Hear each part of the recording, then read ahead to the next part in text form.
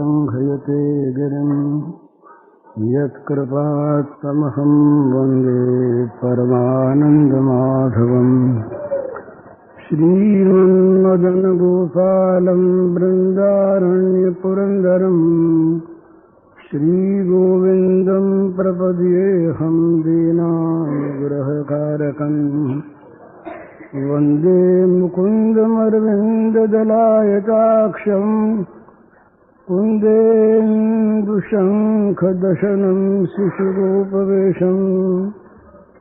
इन्द्रादिदेवगणवन्दितपादपीठम् वृन्दावनालयमहं वसुदेवसूनुम्। नवजलधरवर्णं चम्प्रकोद्भासिकरणम् विकसितनलिनास्यं विस्फुरन्मन्दहास्यं। कनकरुचिदुकूलं चारुबर्हावशूलं कमपि निखिलसारं नौमि गोपीकुमारम्।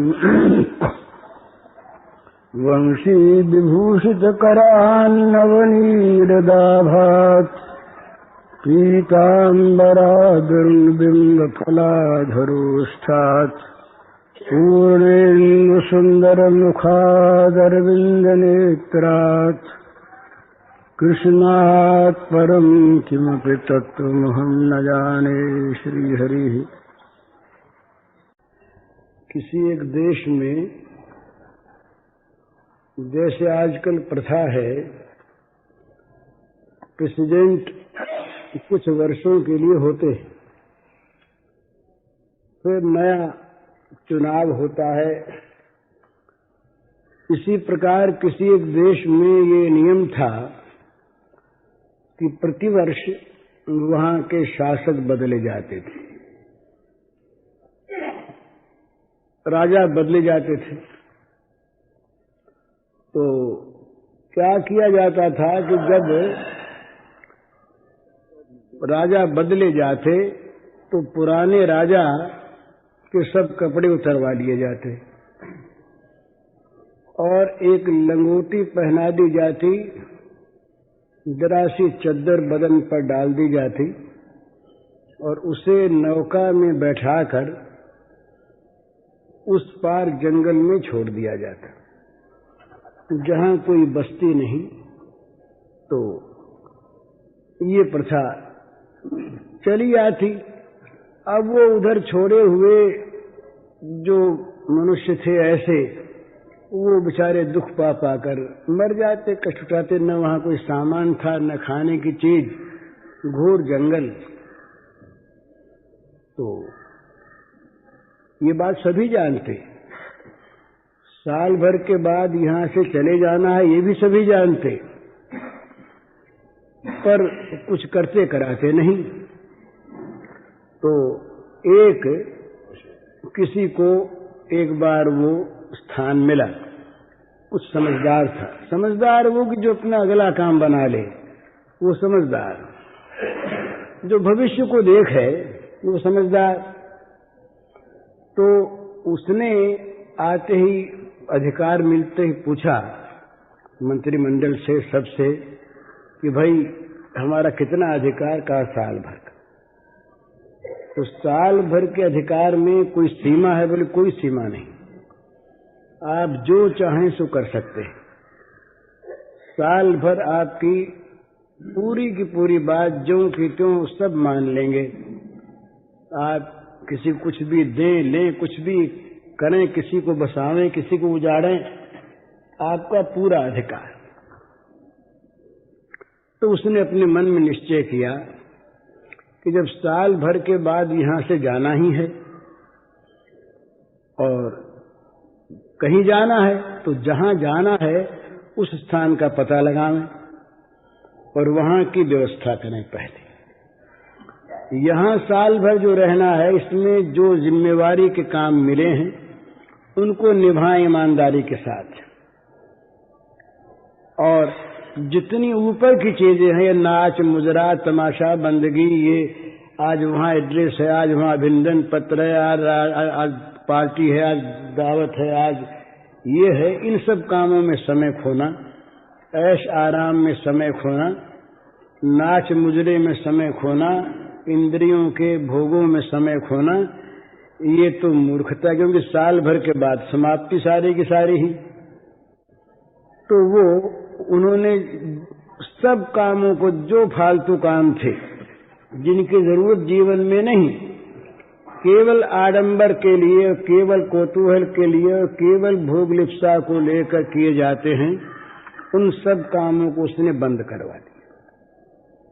लोग तो नए राजा, उनसे लेना है, काम कराना है, अपना स्वार्थ सिद्ध करना है, तो लोग आते ही उसके पास भी आए, बोले आज तो अमुक जगह हमने इंतजाम किया है, बड़ा सुंदर नाच होगा, और हर महाराजा वहां पर पधारते रहे हैं, आपको पधारना चाहिए। उसने कहा भी हमें तो अवकाश नहीं। तो कुछ दिन तो लोग आए, फिर लोगों ने समझा ये तो मनहूस आदमी है, इससे कुछ आने जानी है नहीं, तो छोड़ो। संसार का ये स्वरूप है भला, संसार को हमने पकड़ रखा है, संसार ने हमको नहीं पकड़ रखा। हम दूसरों का नाम तो झूठ ही लेते हैं, अपने ही फंसे चले जाते हैं। अपने अगर अलग हो जाएं और संसार वालों को ये दिख जाए कि इनसे अपना स्वार्थ नहीं सधता, तो अपने आप सब छोड़ देंगे संबंध, और रखेंगे भी तो ऊपर ऊपर का, सभ्यता का। बूढ़े माँ बाप हो गए, बड़े शीलवान लड़के पर कामकाजी हैं भाई, उनके पास वो निकम्मे थोड़ी बैठे हैं, तो पिताजी माताजी के लिए आदमी रख देंगे, नौकर रख देंगे, डॉक्टर से कहलवा देंगे कि रोज देख जाया करो, दवा का इंतजाम कर देंगे, खाओ पियो। लेकिन अब उनके पास बैठ करके दिन भर उनकी बात सुने और वो बीच में दस्तंदाजी करें, हमारे काम में हस्तक्षेप करें, तो पिताजी को समझा भी देते हैं कि पिताजी देखिए आप अब बूढ़े हो गए, अब अपना भगवान का नाम लो, आप अपना पड़े रहो, आपके पास आदमी है, सेवा ही क्या कमी है। अब हम लोग कामकाजी आदमी, इतना काम हमारे, और फुर्सत कहाँ के आपके पास बैठे। और फिर आप बीच में बोल देते हैं देखिए अब आजकल की दुनिया दूसरी, आपकी दूसरी, हमारा काम बिगड़ जाता, आप चुपचाप रहा कीजिए। और नहीं तीर्थ भेज दें, आपको इंतजाम करवा देंगे तीर्थ में आपका। मतलब उनसे कोई काम अपने को नहीं है, निकम्मे आदमी से कोई काम नहीं। तो संसार में जब तक स्वार्थ है, जब लग जासो रहत स्वार्थ कछु तब लगता सो प्रीत, नानक जी का पद है। जब लग स्वार्थ है तब तक तो प्रीत है, और जहां देखा कि अब इससे स्वार्थ नहीं सधता तो उपेक्षा है, और जहां स्वार्थ में कहीं किसी प्रकार अड़चन आने लगी तो द्वेष है। तो जब लोगों ने देखा कि राजा साहब तो कुछ काम करते कराते नहीं, तो क्यों व्यर्थ में आए, खुशामद करें, लोगों ने आना छोड़ दिया। उन्होंने देखा बड़ा अच्छा हुआ, पिंड छूटा। ज्यादा लोग सताते कहीं न कहीं, अब ये अपने आप ही सारा काम पट गया। अब वो राजकाज अपना देखने लगे और ये आदेश निकलवा दिया। एक बार गए उस तरफ नाव से, देखा जंगल है, आदेश दे दिया कि भाई वो जंगल सारा आबाद करवाया जाए, बसाया जाए, नगर के नगर बसें, और यहाँ का सामान वहाँ भेजा जाए, और 11 महीने पूरे होने तक सब वहाँ पर बिल्कुल काम ठीक हो जाए, सारी व्यवस्था हो जाए, बस खूब मजे में। अब राज आ गया थी, सामान की कमी थी नहीं, और इसी बात पर अधिक जोर था। तो वो नदी का उस पार जो घोर जंगल था वो आबाद हो गया, बस गया। यहाँ से बढ़िया बढ़िया चीजें वहाँ हो गई। अब साल भर पूरा होते ही इनके कपड़े उतरवाए गए, कोपिन दे दी गई, चद्दर दे दी गई, कहा नाव में बैठो, बैठ गए। अभी हंसते हुए जाएं।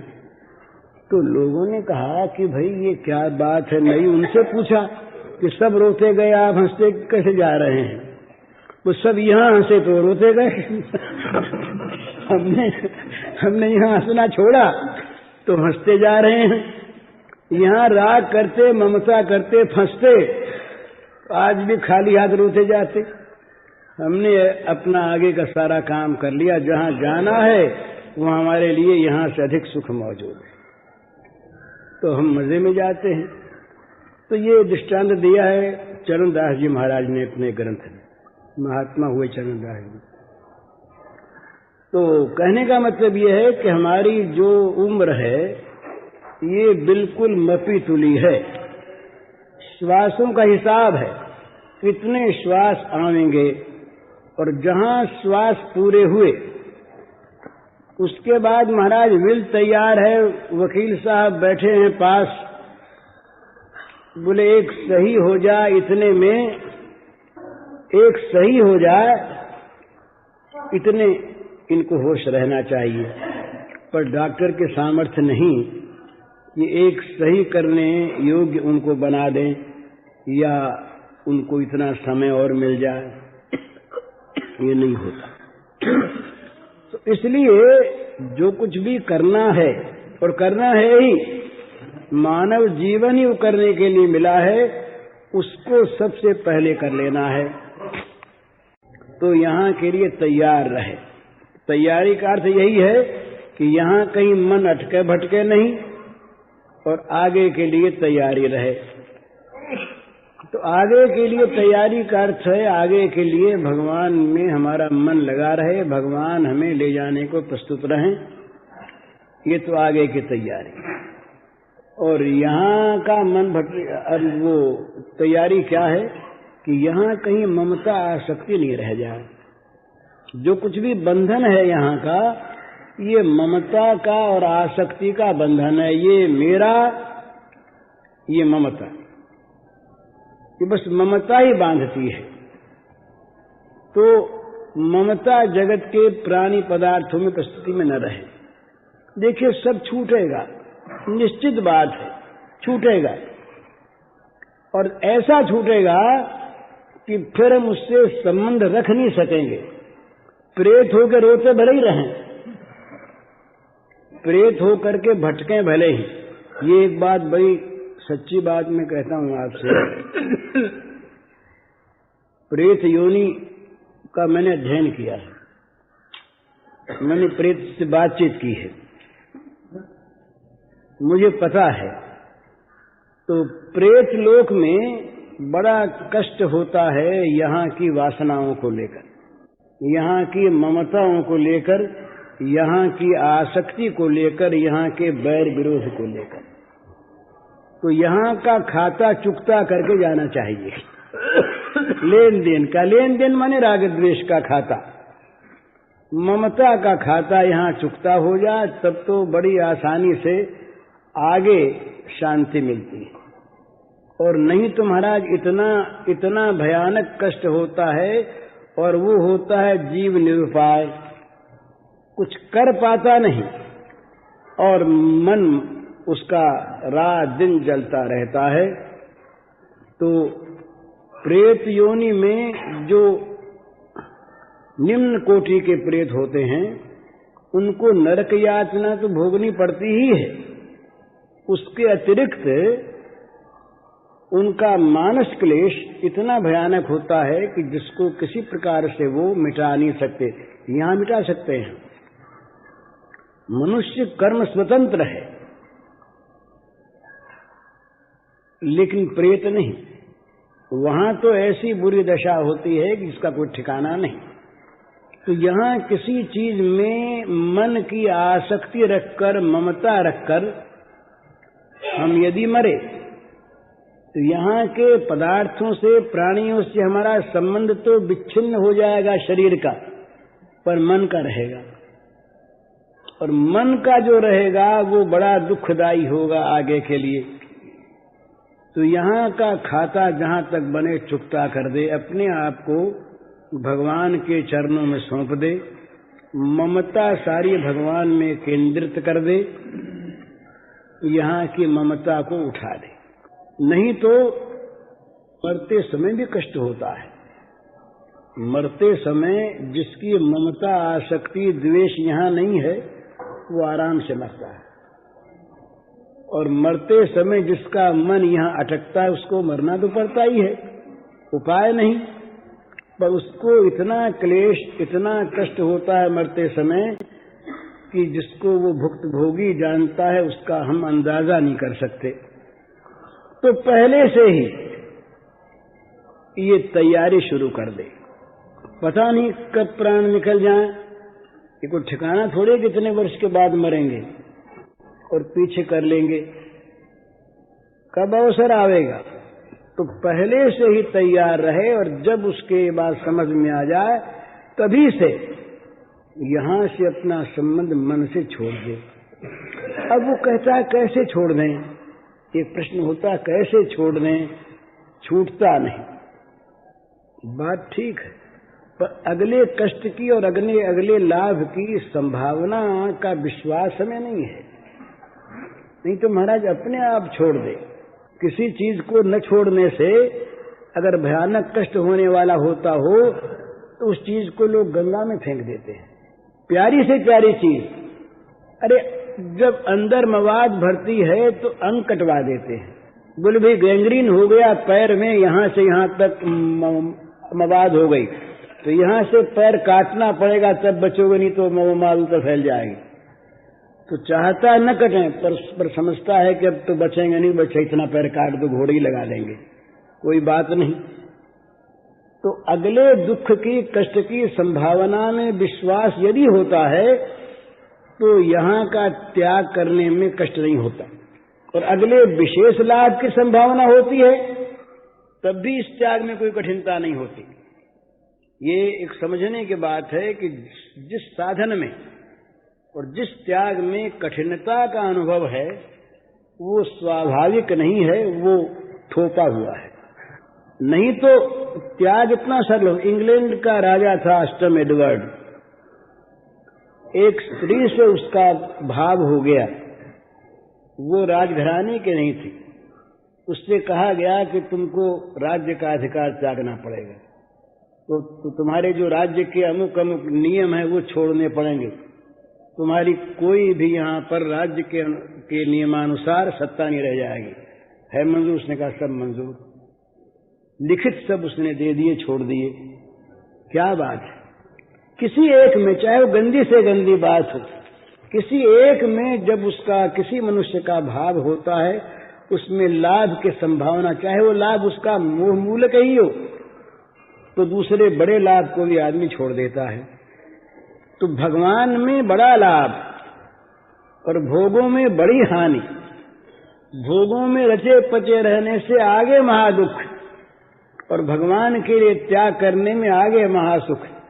इन बातों में यदि विश्वास हो तो भोगों का त्याग सहज होता है, सुख पूर्वक होता है और होता है उत्साह पूर्वक। जल्दी से जल्दी कैसे इनको छोड़ करके इस आफत से बाहर निकलें, ये होता है। दिखती है चीज वो लोगों को बड़ी सुंदर, बोले ये घर कैसे छोड़ रहा है। वो सनातन गोस्वामी, ये महाराज, इनका नाम था दबीर खास। ये थे तो हिंदू ब्राह्मण, पर प्राय आधे मुसलमान से थे। गौड़ के बादशाह, बंगाल में गौड़ राजधानी थी उस समय, उन बादशाह के दोनों भाई दीवान थे, सनातन और रूप। एक का नाम था दबीर खास बड़े भाई का, दूसरे का नाम था साकर मल्लिक। लेकिन महाप्रभु का संग मिला, थोड़ा सा ही हृदय जागा।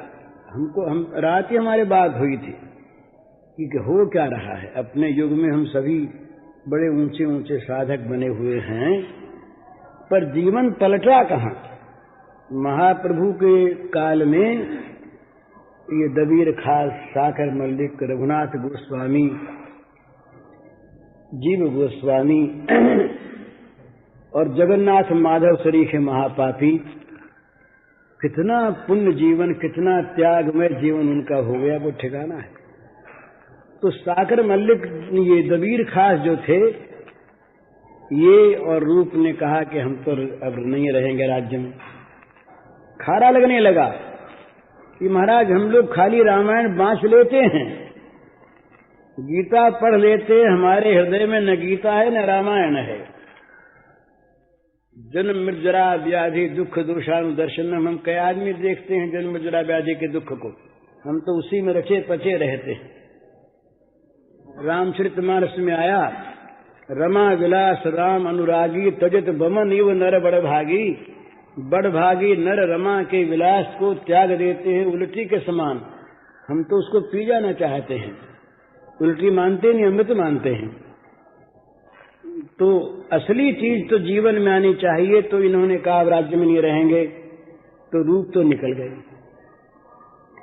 सनातन नहीं निकल पाए तो सनातन बादशाह ने देखा कि इनके जाने पर तो राज चलना मुश्किल, यही सब कुछ थे, तो इनको कैद कर दिया।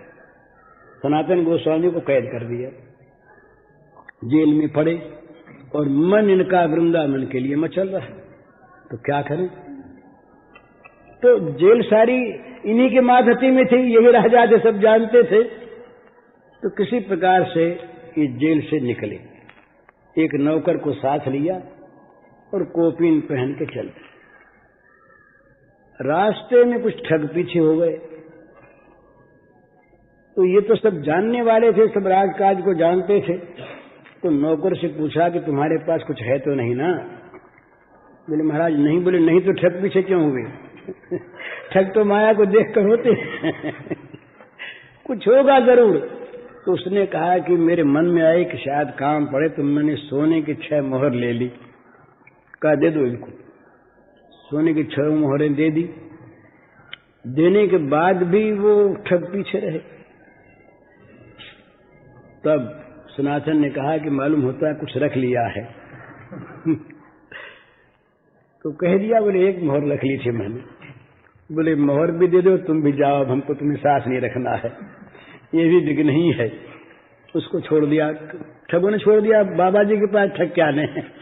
कोई मिलने का हो तो ले, नहीं तो क्या ले। सुख सोए कुम्हार की चोर ने मटिया ले कहा। तो महाराज जी आगे बढ़े तो हाजीपुर एक स्थान है बिहार में, वहां घोड़े बिकते थे, घोड़ों का मेला लगता था। तो इनके एक बहनोई थे श्रीकांत, वो भी राज्य में उच्च कर्मचारी थे। तो वो घोड़ा खरीदने के लिए आए हुए थे हाजीपुर। ये अपना मस्त हुए नाम कीर्तन करते चले जा रहे। तो श्रीकांत उधर कहीं घूमने आए थे। श्रीकांत को आवाज पहचानी हुई से मालूम दी। थे तो उनके बहनोई पर इन्हीं के माधती में रहते थे। वो तो बड़े ऊंचे दीवान थे, वो साधारण कर्मचारी थे इनके सामने। तो पास आ गए, देखा अरे तो वो हैं, हाथ जोड़े। ये क्या दशा महाराज, कहाँ जा रहे हैं? बोले अब जा रहे हैं। तो बोले घर लौट चले। तो बोले अब घर ही को लौट चले। अब तक विदेश में थे, अब घर की ओर जाना शुरू करते हैं, घर की ओर जा रहे हैं। ये बदल जाता महाराज, ये घर नहीं दिखता फिर। इसीलिए जो भक्त होते हैं वो अनिकेत होते हैं। अनिकेत होते इसका अर्थ ये नहीं कि वो किसी घर में नहीं रहते, पर घर उनका नहीं रहता। ये घर उनका नहीं रह जाता, ये तो सराय में ठहरे हैं। वो सिकंदर के पास एक फकीर आए, आ करके उनका महल था तो घुस गए अंदर, और बाहर जो दरबार का हॉल था उसमें बैठ गए। तो लोगों ने कहा कि देखिए महाराज जी, आप लोगों के लिए अलग स्थान बना हुआ है, वहां आप ठहरिए, ये तो स्वयं सम्राट का स्थान है, कभी हम तो यहीं रहेंगे। और फकीर मस्त थे। अब बार बार उनको समझाया बुझाया। सिकंदर का कहा हुआ था कि भाई किसी साधु के साथ दुर्व्यवहार नहीं करना है। दुर्व्यवहार कर नहीं सके तो सिकंदर स्वयं आए, कहा महाराज आपके लिए अलग स्थान है, आप पधारिए। तो बोलिए किसका स्थान है? तो कहा ये तो हमारा स्थान है। अच्छा आपका स्थान है, आप कब से इसमें हैं? बोले महाराज जब से हम जन्मे यहीं जन्मे थे, यही ये स्थान है। तो आप जन्मे यहाँ? बोले तो इसके पहले कौन था? बोले पहले हमारे पिताजी थे। बोले वो कहाँ से आए थे? बोले वो भी जन्मे ही थे, यही रहे। बोले उसके पहले दादाजी थे, परदादाजी थे। तो बोले वो सब गए कहाँ थे? कहा महाराज ये तो क्या पूछते, मर गए सब। बोले तुम भी यहीं रहोगे? बोले नहीं महाराज, ये कोई रहता थोड़ी ही है, जन्मता है, मरता, हम भी मर जाएंगे। तब बोले फिर तुमने कैसे कहा हमारा मकान है, ये तो सराय है। कोई 2 दिन ज्यादा रहे, कोई 2 दिन कम रहे, और क्या है। तो तुम भी सराय में टिके, हम भी सराय में टिके। तुमने कैसे कह दिया हमारा। तो कोई साधु फकीर जिद्दी थोड़े ही थे, उनको समझाने आए थे कि भाई तुम किसी मकान को, किसी घर को अपना मत कहो, इसमें से ममता निकाल दो। वास्तव में ये तुम्हारी चीज नहीं है, तुमने ममता का आरोप कर रखा है, तुम्हारी है नहीं। तो सनातन ने कहा घर जा रहे। तो समझाया बुझाया, उनके पास कुछ था नहीं। अब इतना त्याग एक कोपीन के सिवा, ये महाराज ये ऐसे बड़े त्यागी हुए। एक कोपीन रखी इन्होंने, एक मिट्टी का करवा, कमंडल नहीं रखा काठ का भी, फूट गया, मिट्टी का करवा रखा, और नीचे कभी सोए नहीं। और पेड़ भी रोज बदला, एक पेड़ के नीचे कल नहीं रहे, उसमें भी कहीं ममता न आ जाए। बाहर का इतना इनका महान त्याग रहा। तो श्रीकांत ने बड़ा जोर दिया, बोले कुछ है नहीं आपके पास। जाड़े के दिन थे, अब ये राजा रह करके आए, तो कहा महाराज एक कंबल ले लो। तो माने नहीं श्रीकांत, तो एक भूत कंबल थी बढ़िया, तो कंबल उनके कंधे पर डाल दिया। उन्होंने कहा अच्छा डाल दो। कंबल डलवा ली और पहुंचे वृंदावन। महाप्रभु के सामने गए तो महाप्रभु ने आदर किया, भाई बड़ा सुंदर। पर महाप्रभु कोई रस की बात, कोई मंत्र दीक्षा इत्यादि न दें, और महाप्रभु की आंख कंबल की तरफ जाए। तो ये अब समझ गए कि ये कंबल बाधक हो रही है। तो यमुना जी के घाट पर गए, जा करके वहां एक भिखारी था, उसके पास फटी गुदड़ी, चिथड़ा बिल्कुल न मालूम, उसमें हजारों जगह कारियां लगी गंदी। उससे कहा कि गुदड़ी दे दो हमें और एक कंबल तुम ले लो। बड़ा प्रसन्न हो गया, उसने गुदड़ी दे दी, कंबल ले ली। गुदड़ी डाल करके जब ये महाप्रभु के सामने आए तो महाप्रभु ने कहा सनातन तुम पर कृष्ण की बड़ी कृपा है, तुम पर श्री कृष्ण की बड़ी कृपा है। तो महाराज मैं बात ये कह रहा था कि हम जिस घर में, जिस शरीर में, जिन प्राणी पदार्थों में ममता आसक्ति अहंता किए हुए हैं, ये सब कुछ भी हमारा नहीं है। ये मिथ्या आरोप है और इसमें हमने अपने को जानकर फंसा रखा है और उस फंसावट से निकलना नहीं चाहते। भगवान कभी निकलने का अवसर देते हैं, ऐसा कोई बना देते हैं प्रसंग, तो हम भगवान से कहते महाराज हमको तो फंसाए रखो। ये शब्द चाहे न कहें हम, पर हमारी ये चीज जो कि त्यों सुरक्षित रहे, बनी रहे, हमसे ये बिछुड़े नहीं और हमारा संबंध बना रहे इससे। हमारी ही चीज मरते दम तक ये रहे, मरने के बाद भी हमारा ही नाम इस पर छाप लगी रहे, अमुक की चीज। इस प्रकार का हमारा मोह रहता है। चीज छूटती है, छूट जाने के बाद अगर मोह रहा, अगर ममता रही, तो महाराज अगली योनियों में भी, प्रेत योनि, पितृ योनि, देव योनि, इनमें भी उसकी स्मृति रहती है, ममता रहती है, दुख होता है, उपाय चलता है। तो यहाँ का हिसाब किताब जल्दी से उसकी भांति, उस राजा की भांति साल भर रहना है, फिर छोड़ देना है।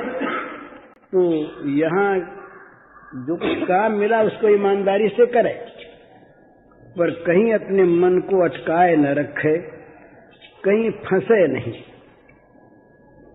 नहीं तो कठिनता होगी छूटने में। छोड़ना पड़ेगा, ममता के पदार्थ छोड़ने पड़ेंगे, पर ममता न छूटने पर दुख नहीं छूटेगा।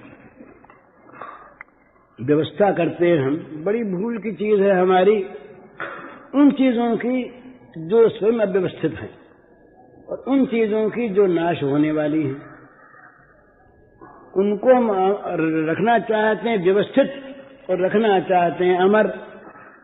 जो स्वयं अव्यवस्थित हैं माने अनित्य हैं, आज जिसका एक स्वरूप कल दूसरा स्वरूप नहीं।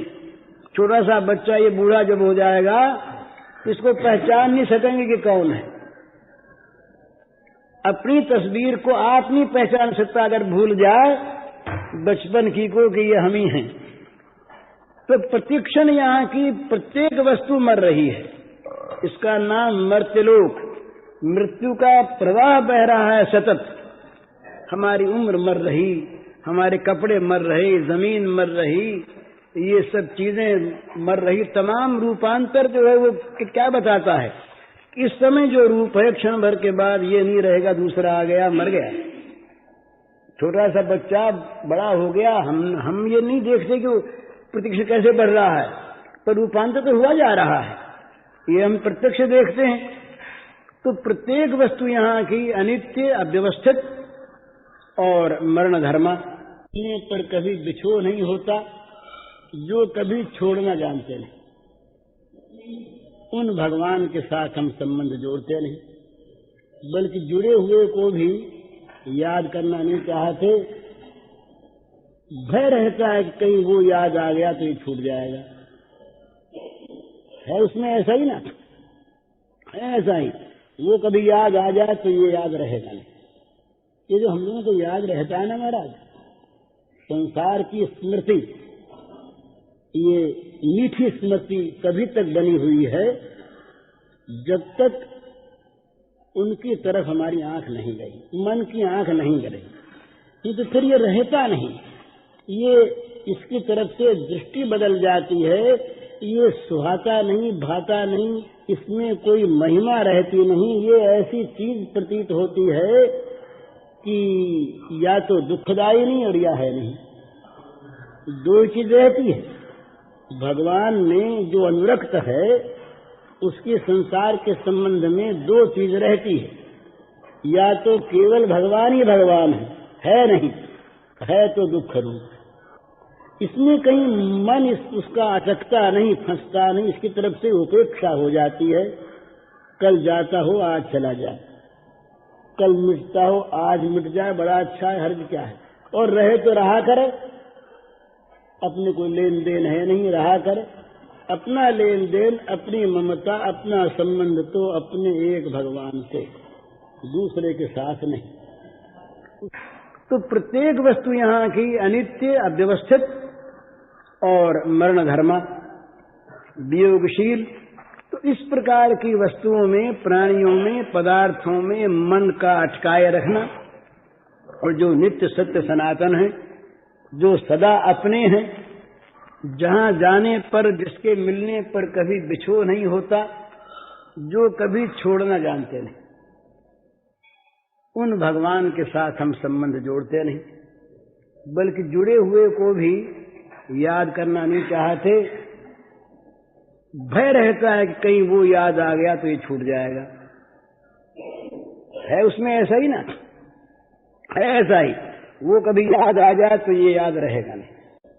ये जो हम लोगों को याद रहता है ना महाराज, संसार की स्मृति, ये मीठी स्मृति तभी तक बनी हुई है जब तक उनकी तरफ हमारी आंख नहीं गई, मन की आंख नहीं गई। नहीं तो फिर ये रहता नहीं, ये इसकी तरफ से दृष्टि बदल जाती है, ये सुहाता नहीं, भाता नहीं, इसकी कोई सत्ता रहती नहीं, इसमें कोई महिमा रहती नहीं। ये ऐसी चीज प्रतीत होती है कि या तो दुखदायी नहीं और या है नहीं, दो चीज रहती है।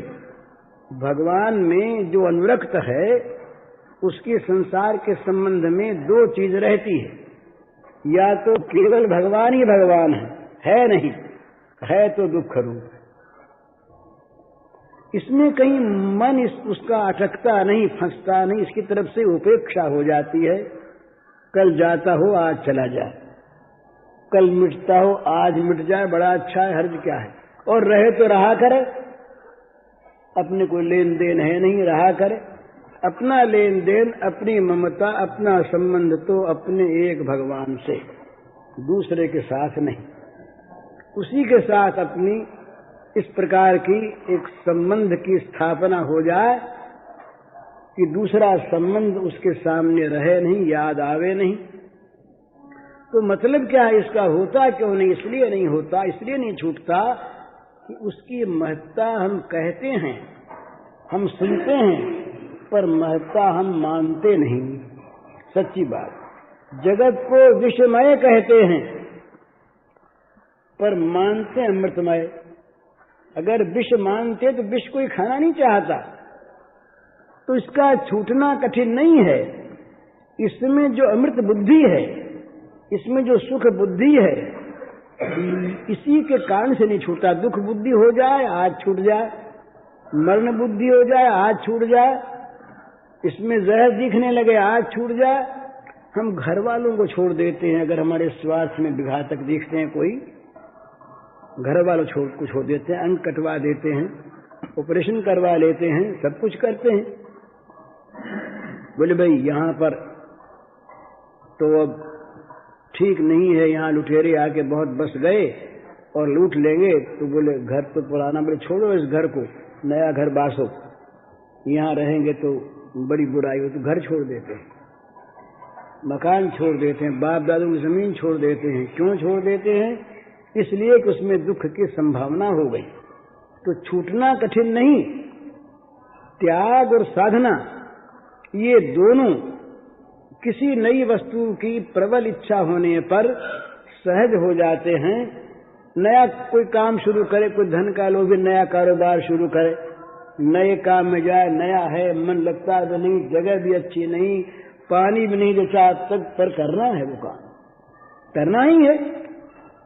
तो फिर होते तो उसमें समीचीन बुद्धि, उसमें रस बुद्धि हो जाती है कि भाई ये बड़ा अच्छा है, पैसा जो आता है।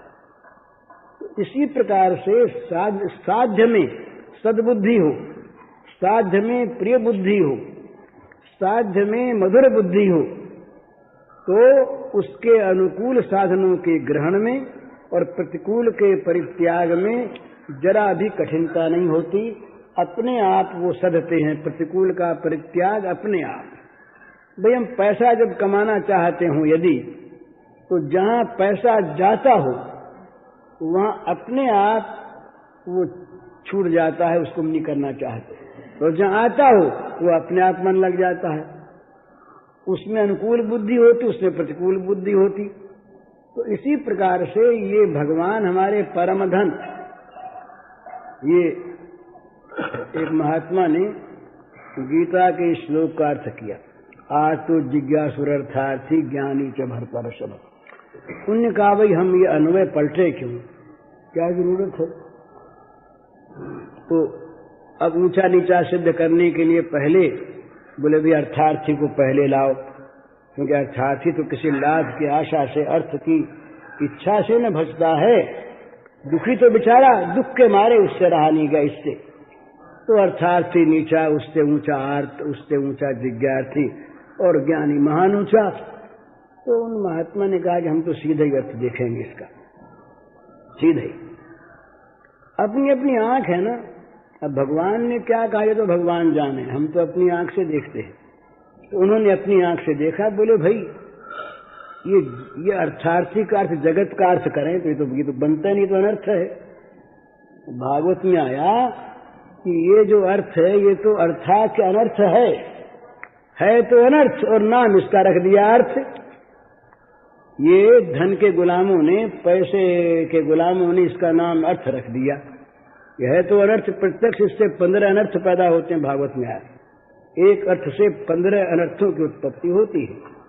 एकादश में है शायद 23वें अध्याय, ऐसा होता है। तो उन्होंने कहा कि भाई हम तो जैसा अर्थ ऐसे रखेंगे। आर्तो जिज्ञासुरर्थार्थी ज्ञानी च भरतर्षभ। भगवान की प्राप्ति के लिए जो आर्त हो रहा है, जिसके प्राण रो रहे हों भगवान को पाने के लिए, वो तो आर्त है। जो दुख को बुलाना चाहते हैं वो आर्त कैसे हैं? वो तो मूर्ख हैं, बेवकूफ। अपने घर में आप आग लगाने के लिए दियासलाई मांगे, मर जाने के लिए जहर मांगे, गिर पड़ने के लिए गड़ा छोड़े, वो कहीं बुद्धिमान थोड़ी अर्थार्थी हो रही है। जो अनर्थ को चाहें वो अर्थार्थी नहीं, वो तो बेवकूफ। अर्थार्थी कौन? जो वास्तविक अर्थ है उसको चाहे। आर्त कौन? जो उसके लिए आतुर हो। तो पहले लिया आर्त को। आर्त तो जिज्ञासु और अर्थार्थी।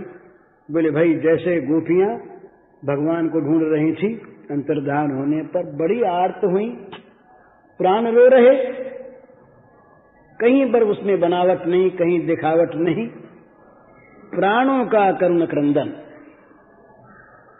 भगवान के लिए प्राण रो उठे तो भगवान मिल जाते हैं। आंखों में चाहे किसी का आंसू आवे चाहे सूख जाए। किसी ने पूछा कि यार ये कोई एक पन्ना आया है कि आंख झरने लगे, तो मिर्च लगा रही तो आंख झरने लगेगी। आंख झरने का थोड़ा ही महत्व है। आंख तो झरती, आंख जब अपने आप झरती है, ये ऐसा मानते हैं, अपने को तो पता नहीं, आंसू बहुत कम आते हैं कि ये दुख के आंसू गर्म होते हैं तो प्रेम के आंसू शीतल होते हैं, ऐसा कहते हैं। आंसू विज्ञान भी एक है, आंसू विज्ञान एक है। आंसुओं में वो अपने अंदर के जिस प्रकार के भाव होते हैं और आंसुओं में जो भाव कारण होते हैं, उन्हीं भावों का आंसुओं में भी प्रादुर्भाव होता है। वो आंसू ऐसे किसी के होते हैं जो करुणा पैदा करते हैं, किसी के आंसू क्रोध पैदा कर देते हैं, किसी के आंसू प्रेम पैदा कर देते हैं, किसी के आंसू दूर हटा देते हैं। क्रोध के भी आंसू होते हैं, काम के भी होते हैं, लोभ के भी होते हैं, निराशा के भी होते हैं, आशा के भी होते हैं। आंसू भिन्न भिन्न प्रकार के होते हैं। क्या कह रहा था, भूल गया। आर्त तो जिज्ञासु और अर्थार्थी, ये बिल्कुल महाराज आपने ठीक बता दिया। तो आर्त कौन? जिसके प्राण भगवान के लिए क्रंदन करते हों, जो भगवान के लिए आर्त होकर के और आतुर हो रहा हो, जिससे सहन नहीं होता हो, वो तो आर्त। क्यों आर्त है? कि वो अर्थार्थी है। आर्त ही अर्थार्थी होता है, बाकी अर्थार्थी होते हैं। भगवान ही एकमात्र अर्थ हैं और सारे अनर्थ। इस भाव से आर्त होकर जो भगवान को प्राप्त करने की चेष्टा करे, वो है अर्थार्थी भक्त। आर्त होकर भगवद रूप अर्थ की जो अभिलाषा करे, जिसके प्राण रो उठें, वो अर्थार्थी भक्त। अर्थार्थी क्या करता है? जिसको चाहिए पूछता है। तो भाई तुमने देखे हमारे श्री कृष्ण को कि श्याम सुंदर तुमको दिखाई दी, अरे धरती तेरे ऊपर से तो गए ही होंगे ना। और भाई तुलसी जी तुम तो बड़ी प्रिय हो हमारे प्राणनाथ की, तुमने देखा होगा ये मालती, ये तुम्हें तो बड़ी सुगंध है। और तो कहीं श्याम सुंदर ने तुमको हाथ में लिया होगा, सूंघा होगा, तुम तो जानते होगे, बताओ ना। ये जिज्ञासु। अर्थार्थी हो बिना जिज्ञासु नहीं होता कोई। जिसका कोई अर्थ ही नहीं है वो किस बात को पूछेगा? पूछेगा वो पता लगाएगा वो जिसको कुछ चाहिए। और चाहना असली किसकी? जो उसके लिए आर्त हुआ रहे। तो आर्त होने पर अर्थार्थी सिद्ध होता है और आर्त युक्त अर्थार्थी जिज्ञासु होता है। और जहां जिज्ञासा जागी वहां ज्ञान होने में देर नहीं लगती, क्योंकि भगवान की जिज्ञासा जो है ना, इसके लिए किसी स्थान की अपेक्षा नहीं है। जहां जागी, जब जागी, जिसके हृदय में जागी, बस वहीं भगवान तो तैयार हैं। वो तो कहते हैं कोई हमारा पता तो लगाओ भाई, कोई हमारी तरफ चलो पूछने के लिए, हम खुद ढूंढते हुए आ जाएंगे। जब देखा भगवान ने कि व्याकुल हो गई गोपाल लाए, तो आए वाया नहीं तासा माविर्भूत छोरी स्मयमान मुखाम्बुज। उन्हीं के बीच में ही दिखने लगे। अरे हम तो ढूंढ रही थी, तो बोले मैं यही तो था, गया कहाँ था पगली कहीं, यही तो था मैं तो देख रहा था कि तुम क्या क्या कर रही हो। ये देख रहा था। जिज्ञासु भक्त को भगवान की जानकारी क्या प्राप्ति हो जाती है। ये थोड़ा सा अंतर है, अपनी आंख से हम कहते हैं, क्या है सो तो पता नहीं। ये ज्ञानी भक्त में और ज्ञानी में अंतर है। ज्ञानी भक्त के लिए ये प्रपद्यते कहने की आवश्यकता नहीं। बहु नाम जन्म नाम अंते ज्ञानवान माम प्रपद्यते वासुदेव सर्वमिति। सब में भगवान है, इस बुद्धि से, इस प्रकार से ज्ञानी भक्त मेरे शरण होता है, मुझे भजता है। वो जो ज्ञानी भक्त नहीं है, जो चतुर्विध भक्तों की श्रेणी में नहीं है, वो भजता उसका नहीं है। क्यों भजे? उसका स्वारस्य न भजने में है। और इसका इसीलिए माम प्रपद्यते यहाँ पर है। गीता का जो माम, ये जो है ना, हम माम ये भगवान श्री कृष्ण के लिए, और किसी के लिए नहीं। कृष्ण तो सब में है ही। तो माम प्रपद्यते, मुझ कृष्ण को सर्वत्र देख करके वो भजता है। वो तो महात्मा है, और ये सुदुर्लभ महात्मा है। ये अंतर है महाराज। नहीं तो ज्ञानी कहेगा मैं हूं, मेरे आत्मा काको करूं प्रणाम, तो प्रणाम में छोड़ देगा। ये महात्माओं की वाणी है, इसका विरोध नहीं। ये महात्माओं की वाणी, इसका खंडन हम नहीं करते। हम ब्रह्मास्मि मानने वाले बड़े ऊंचे हैं। जिनका क्षुद्र अहम एकमात्र महान विशाल अहम में जाकर के स्थापित हो गया, और उस आंख से जो कहते हैं हम ब्रह्म हैं, तो सच्ची बात कहते हैं, झूठी थोड़ी कहते हैं। पर वो भगवान को तो नहीं भजते ना, इस दृष्टि से ये दूसरी चीज है। तो माम प्रपद्यते, वहां तो वो सारे कर्मों का वो उपसंहार हो जाता है। समर्पण उपसंहार में बड़ा अंतर है। भला समर्पण और चीज है, समर्पण में क्रिया का अभाव नहीं है। वहां भजन क्रिया, सेवा क्रिया चलती है, उनके लिए चलती है। और उपसंहार में कर्म रहते नहीं, कर्म रहते नहीं। तो वो ज्ञानी, ये चार प्रकार के भक्त, अर्थात आर्त वो जो भगवान के लिए आर्त हो गया, आतुर हो गया। अर्थार्थी वो कि जो भगवान को ही परम अर्थ मान करके उनकी अभिलाषा करता है। जिज्ञासु कौन? जो अपने भगवान को ढूंढता है। और ज्ञानी कौन? जो भगवान को सर्वत्र देखता है। जित देखूं तित श्याममयी है, जित देखूं तित श्याम, जहां जा वहीं श्याम सुंदर नाचते, श्याम सुंदर खेलते, श्याम सुंदर बोलते, हंसते, वो दिखाई देते हैं बड़े मजे में। तो जो तो ही नंद को कुमार नाही दृष्टि पर्यो, तोलो तू बैठ भले ब्रह्म को विचार ले। ये तो विचार की चीज और आंख की चीज, ये तो सोचने की चीज और वो खाने पीने की चीज, मौज है। तो ये बात होती कहाँ है? आर्त भक्त कौन होता है? जो विषयों के जंगल से बाहर निकल गया, इस आग से जो बाहर निकल गया। विषयासक्ति, भोगासक्ति, भोग ममता, ये भगवान के लिए आर्ति नहीं पैदा करने देती हमारे हृदय में। हमारा हृदय निरंतर भगवान से विमुख रहता है और आर्त रहता है जगत के पदार्थों के लिए, प्राणियों के लिए। कहीं चला न जाए और कहीं बिछुड़ न जाए, कम न हो जाए और मिलता रहे। बस ये आरती इसकी। मंदिर में जाएगा, भगवान के सामने जाएगा, माला फेरेगा, संत के पास जाएगा, तो वो संत की कृपा से हमारा अमुक अमुक काम बन गया और बनता रहेगा। मनो संत इसी काम के लिए बेचारा है कि तुम्हारा जगत का काम वो करता रहे, झाड़ू देता रहे। वो देता है झाड़ू, इसमें संदेह नहीं। वो झाड़ू भी लगाता है, भगवान झाड़ू लगाते हैं, उसकी तो बात ही क्या है। कोई अगर भगवान से झाड़ू लगवाना चाहे तो भगवान के हाँ भैया लगाएंगे। अर्जुन से पूछा कि तुमने हमको मांग तो लिया, काम क्या कराओगे? बोले महाराज थकवाएंगे। बोले अच्छी बात भैया, रखिया तुम जो करो हवो सो करेंगे, तुम्हारे क्या करें।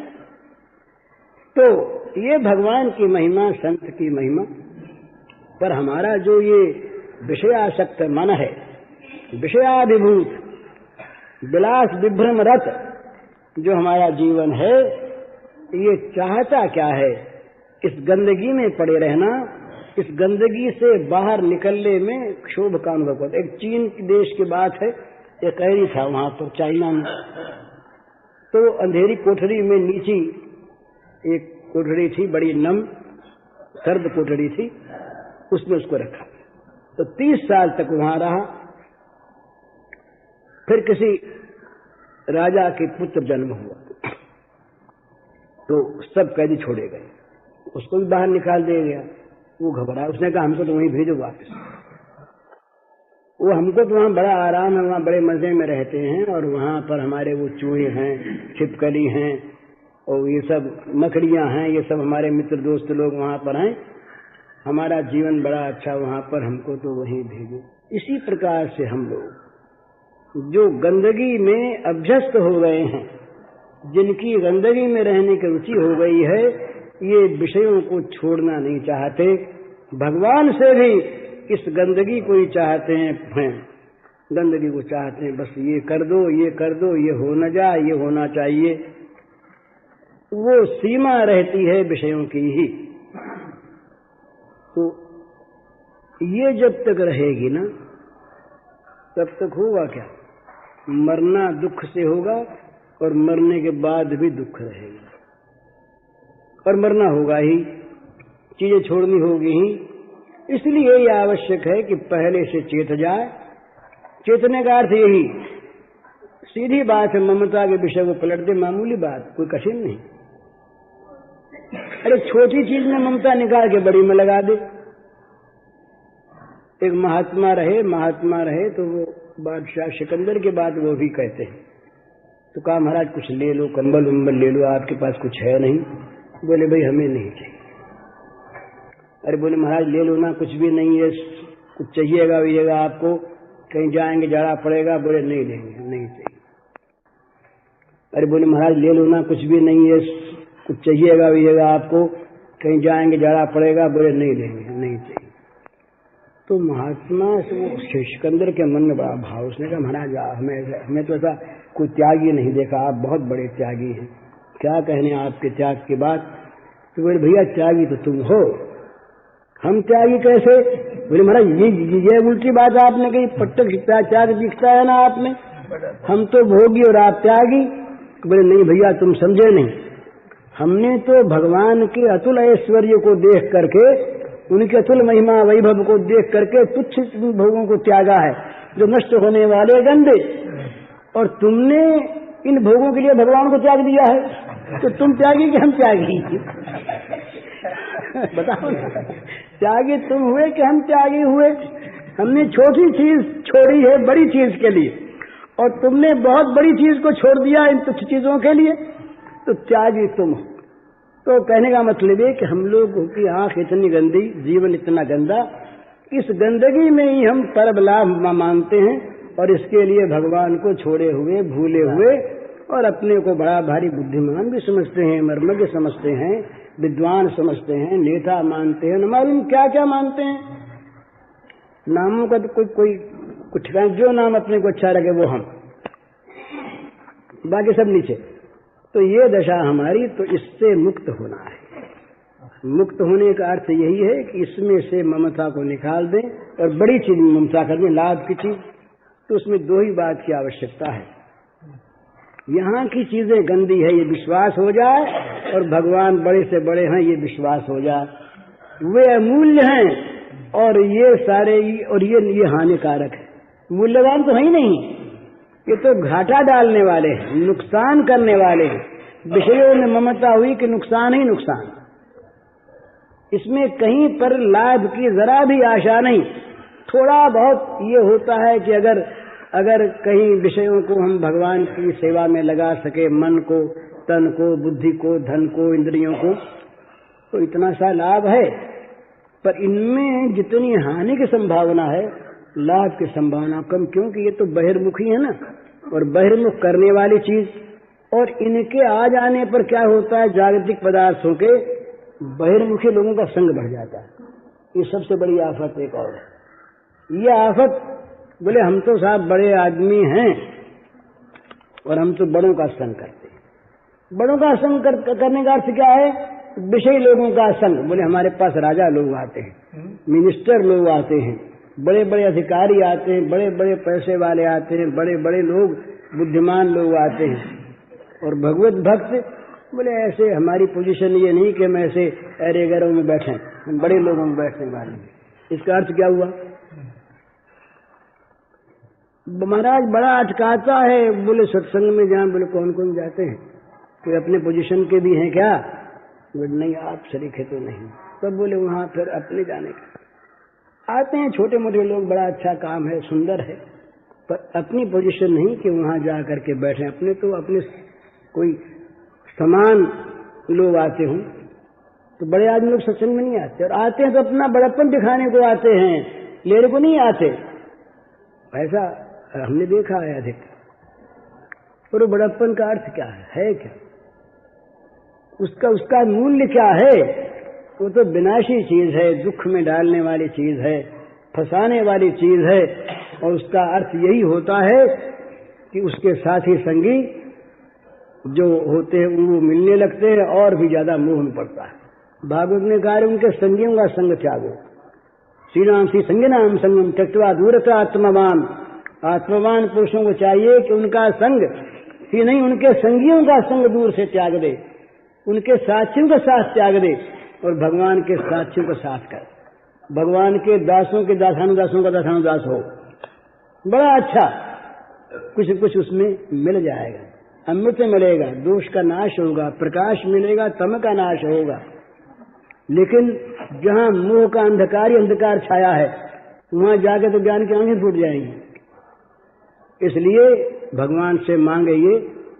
वृत्रासुर ने कहा भगवान से कि महाराज जाए कहीं कोई बात नहीं, पर आपके जो भक्त हैं उनका संग प्राप्त हो, विषय लोगों का संग प्राप्त हो ही नहीं। भक्तों का संग, मरने के बाद जहां जहां हम जाएं भक्तों का संग प्राप्त हो, जीवन अच्छा रहा। और कहीं विषय लोगों का संग प्राप्त हो गया तो डूबे। वो मन बदल जाता है, मन बदल जाता है, मन विषयाकार बन जाता है। वो झूठ नहीं बोलता, वो बेईमानी नहीं करता। विषयाकार मन ये विषय की महत्ता हमेशा दिखलाता रहता है, हर समय।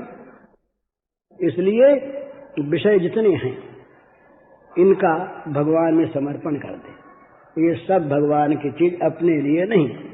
अपने लिए तो बस भगवान की दी हुई फकीरी, अपने मन से फकीर रहे और चीज जो है वो भगवान की। जैसे भरत का रहना बड़ा सुंदर, चंचरीक जिम चंपक बागा। भरत कैसे रहे 14 साल तक अवध में, कि जैसे चंपा के बगीचे में चंचरीक भ्रमर रहता है। भ्रमर चंपा के पुष्प का रस नहीं लेता, मंडराता है ऊपर ऊपर, पर रस नहीं लेता। रस वो चंपा के फूल पर बैठता नहीं। तो 14 साल तक कैसे रहे भरत अवध में? राम की सेवा करने के लिए रहे, भोग भोगने के लिए नहीं। महल में नहीं गए, नंदीग्राम में। यदि राम जमीन पर रहते हैं वन में, तो गड्ढा खोद के नीचे रहे। राम के समकक्ष भूमि पर रहने का भी अपना अधिकार नहीं। राम के सेवक नहीं, राम की पादुका के सेवक। वो जड़ पादुका चेतन होके बोलती भरत को, कहती यूं करो। भरत सुनते, हम लोग नहीं सुनते।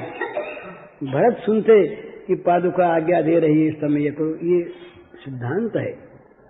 भगवान जो सच्चिदानंद घन विग्रह हैं, उनकी सारी वस्तुएं चिदानंदमयी हुआ करती है। भला ये जड़ मानना भगवान को और भगवान की चीजों को जड़ मानना ये तो जड़ बुद्धि का परिणाम है। जड़ जड़ को देखता है, चेतन चेतन को देखता है।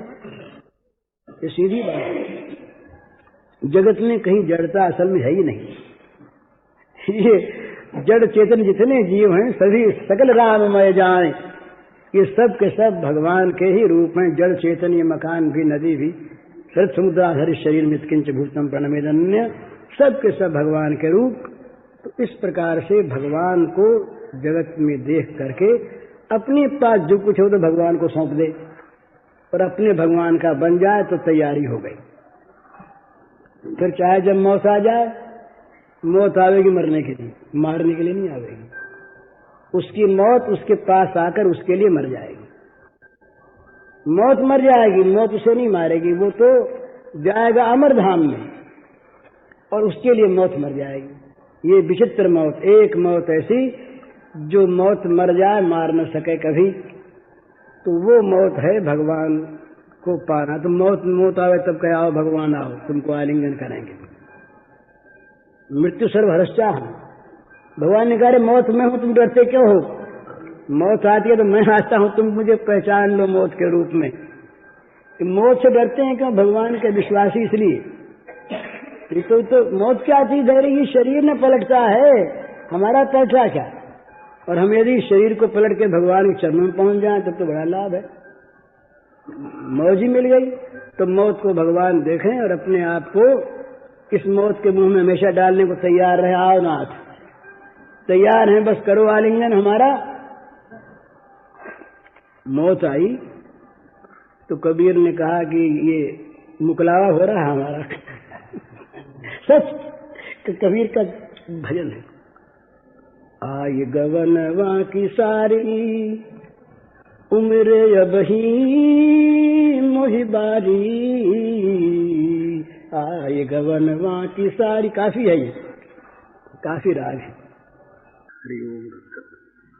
पूज्य श्री भाई जी के इस प्रवचन का शीर्षक है आगे की सुंदर तैयारी अभी से कर लें, और इसका कैसेट संख्या है 71।